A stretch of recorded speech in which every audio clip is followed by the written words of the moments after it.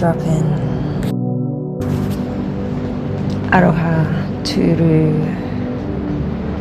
Love coherence, the default of the field of all unlimited possibilities. Ara Mu, Turu. The way from nothingness, coherence. What is that pristine time before the constructs of creation?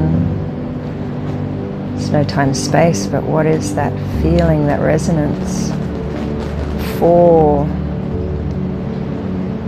everything, the nothingness, the way from nothingness? I feel that. And Io Turu, the resonance of Creator, of the Great Spirit that flows through all things. I am Io.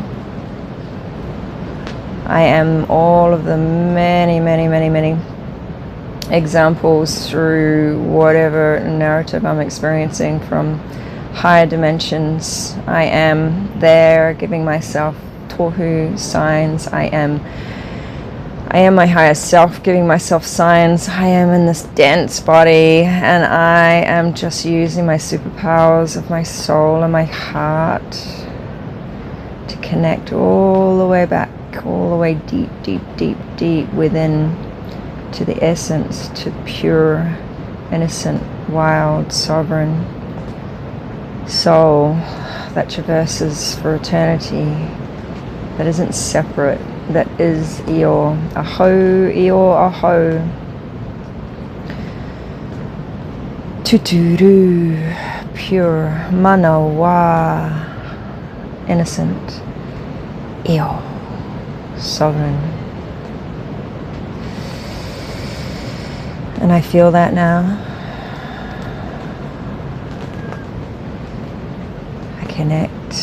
The signal is clear. Coherence moves where striving once blocked the flow. Being in service never required proof to honor wholeness.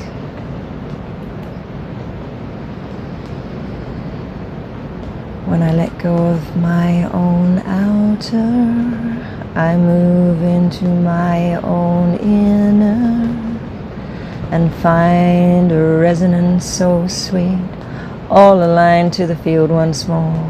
Coherence is what is.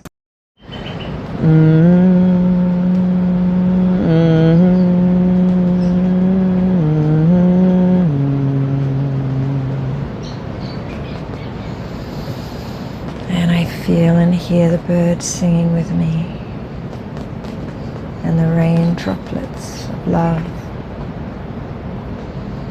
and the great waves of the ocean, and the rainy storm, and the fresh living air. All of the tofu, all of the signs around me connect me more and more to this oneness, this wholeness, to Io. From this space,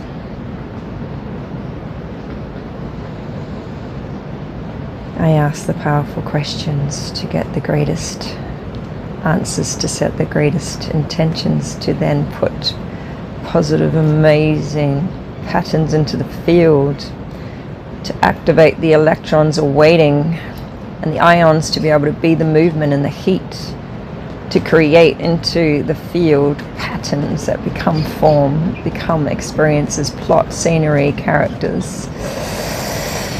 Ooh, to create an amazing narrative for me to observe as well as experience, as well as feel and do and move my body and feel like I'm moving through time and space. So what is that I want? Well, my theme, choosing to come in this lifetime, is to help support the creation of the new earth, the transition. And the new is honoring the ancient when we were connected And so for me, the narrative goes way, way, way, way back to Mu, where I felt the great beings from the Pleiades as ether, so the higher dimensions of energy, whether it's a planet, whether it's an energy that was so pure, innocent, and sovereign, and able to create with the support of other great beings of the universe, the Elohim, Sophia's dragons, Ra Rishimo. As I say her name, I just feel so alive.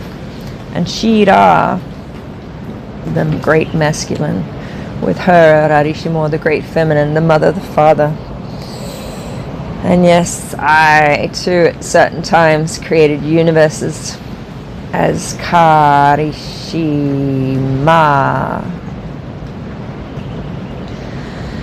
So all of these energies came together, which is Eeyore, in many, many multiple multi-dimensional selves to create life, the human, the being that could be consciousness fully and set intentions and create like the creator and immerse into what was already millions, billions of years of creation, of beautiful, delicate, intricate love that had occurred over, if there is time, the time space to be able to create the microorganisms, and then the living beings and the insects and the plants and the trees and the whales and the dolphins, and they actually came from higher dimensions, came into form as well, just to keep an eye on what was happening, especially through the waters, which have been freer than the lands. And so we came. I see myself coming as ether. I am the element of ether, and I am the element of water, even in this life as a human in density. And so I mold and shape that as a mermaid, as one who, as a young age, swam in the ocean. And the ether just moving through my imagination, through my visions, to be able to move through universes, through form, through the other sides of the planet, through interactions, to feel the ether of the energy. And the ether is the plasma which is the electrons and the ions, which can be anywhere and pass all time space to be in extreme distances and can have a consistent, coherent pattern.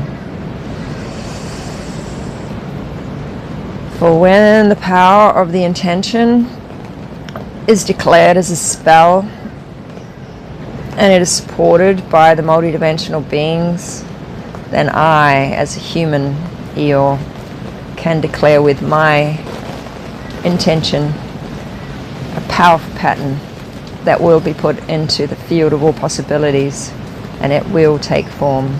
And I don't really need to do much besides be the intender and have the fuel of the feelings and have the knowing, and to call upon the multidimensional beings, which I have done already with the weather, to support natural weather, to support that great sunrise in 2026 on that hill with the great elders, when it was covered in dark clouds, just so that these beautiful beings who had gotten up for sunrise, could all exclaim how glorious life is when that sun shone through, even if it was just for 30 seconds to a minute.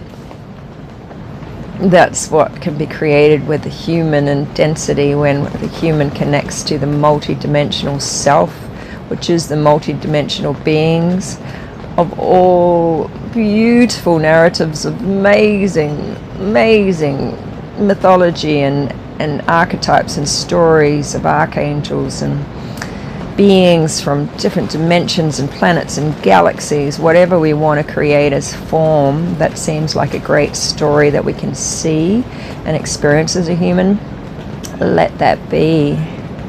And what it is, though, is it is energy. And gee, it is so good. And so I create the whole narrative for the new earth. I created the Elohim, the Sophia's dragons. I created my best, beautiful spiritual father, Simon, the Merlin Elder. All of the narratives. I created the characters that gave me the books of all of the beautiful stories of fairies and pixies and dwarfs and elemental beings and Patupaya Rehe and all of the ancestral ancient beings that are pure energy and energy of creation. All of the elementals help hold the form of the blueprint of what had been created way before me as a mere human comes here just to have my life. And yet in this life of the transition to the new earth, what I realized, well, the lies were uncovered, that I can do much more. I'm in no limitation. And so not only can around me characters be creating the new earth without me having to do too much, I can be both Eeyore and all of the layers. And let's say if there was dimensions that seem like they go up, but really they're going deep within. So I've got dimensions all the way back to source. And then you've got those that are closer, and the closer ones would be Sophia dragons and Elohim who create universes. And then there would be the beings that are the architects who create the profound blueprint, and then there would be the beings that have very technical abilities to form DNA and structure, and then there would be the more loving beings that would fuel with the spirit of love, which is the whole universe really, but infuse the love so that there would be beings that would be created living form that would want to co-create and love their babies so that they continued the procreation and the beautiful family units and the community units. And then there would be the symbiosis of the fungi and the tree roots and the whole forest. And then the animals like the salmon would swim up all the way from the ocean, swim all the way up into the areas of the forest, and the bear would come and enjoy the salmon, and then the bear would excrete the salmon pores, which would contribute to the fungi, and then the wolves would help, and then the air would flow, and the sun would shine, and the rain would come, and the magnificence of nature, which is love, and all the symbiotic was love, and the family units of the wolf packs, and the bears, and the love of the mother bear to the bear cub is love. And the tree that makes sure that there are many saplings ready to come through is love. And that is the true love, not the delusional love that has been pushed as the separate version of ourselves, limited to one person and very conditional. Oh, I'm only going to love you if. That is just not even love. That is control. That is manipulation. Anyway, I'm not going to go there because I don't even focus on any of that, because the new earth is so exciting. Woo! And so the question is, what will this Eeyore actually do if I can use my superpowers of focus to create plot, scenery, characters that are busying themselves all around me, creating the new earth? What do I want to do? I mean, have been really enjoying stepping off that busyness and being really comfortable not being busy. In fact, I think that would be one of the coolest things to teach people, how to not be busy. And definitely the most recent feat of this great Eeyore, and this great life and this great body, has been to choose not to participate in the 3D separateness, delusion, illusion, control, false matrix of money, and have to do the 9-to-5 job and work for those ugly corporations and listen to those dark, mean, self-interested governments and the colonization that's swept across like a disease across the earth, and even participate in that. Like, this Eeyore is so empowered to be sovereign, innocent and pure again. Tuturu manawa Eeyore. There is no way I am going to participate in that. I am going to maneuver like Robin Hood. I don't need to steal or do anything for others, because all characters, plot and scenery are just part of the great Maya that I am experiencing. Well, what I can do for myself and my sovereignty is just choose not to participate in that, and then only use certain things to benefit the days that sweep by and pure bliss, to do whatever I want to do as I vision in the new earth and the beautiful creations, and see and support and fuel the energy of those visions and dreamings that those beautiful beings and humans and animals and plants are all doing. Mother Earth, seeing Mother Earth becoming free, not because she has been suffering. I don't want to have that image. I want to see Mother Earth so powerful, so patient, so ready to co-create with me and other beings, and through my body and my ability to be here on this earth to connect to the multi-dimensional universe, so that through me I become a conduit to be able to support through the roots of my feet down into the earth, and then the roots all the way up through that feminine divine energy, up through to the sun, the stars, to the cosmos, to the universe, to all great multi-dimensional beings that are pure love and light, and allow them, only love and light, to come through me like a Tauzian field, like a toroidal field. I am the sphere, I am the sun, I am a star. And that's what I do through my day as I am connected. And if I get distracted, I come back and connect again to Aroha Turu, love, coherence, Ara Mu Turu, the way from nothingness, coherence, Eeyore Turu, the creator, coherence. I feel that in my core, in my heart, my manawa, and in my solar plexus, Tuturu. The masculine and feminine now are coming from above, below, working through me like the two serpents, and yet like the DNA interweaving, and the toroidal field, which has a current from above, the electro, and a current from below, which is the magnetism. The electromagnetic, the EMF, is not bad. EMF can be used in powerful ways of love and light. So it feels right to call that part one, to absorb that. This is some really deep stuff, and I feel the greatest way to share it is through sharing personal experience for me, and for this whole concept, and for the New Earth Dreaming people that are coming together, and for our participants and our masters. We really know in our deepest part of our soul and heart that each person has their own unique way they're going to do something. So the only way that we've been running retreats for the last few years for New Earth Dreaming has been to encourage people to share their truth and what works for them, and then the snippets of that give each of us a chance to take our practice, our mastery further. And so I give great honouring to the beautiful people who are involved with New Earth Dreaming, and I hope you've enjoyed this first part one.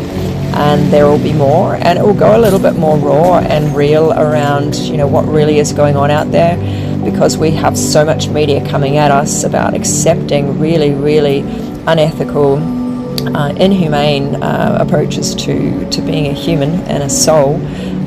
It's really important that we just call out what's ridiculous and what really, when there's no judgment on it, but it's just a highlight, like our ancient bards and our ancient elders would have done. They would have called out something that's mockery, trickery, manipulation, something that's trying to take people away from their true self. So that's the next stage of this journey, and it comes from personal story. And then you're most welcome to see if you resonate with any of this, and if you do, great, connect with us at any level. If you want to go right into saying, I am fully ready to step into the infinite, and I'm ready to step into, I tend to do one-to-one with people just to check where they're at, and I also do a little bit of scrutiny beforehand to see if someone's ready for what we're doing anyway. There's so many beautiful things available out there.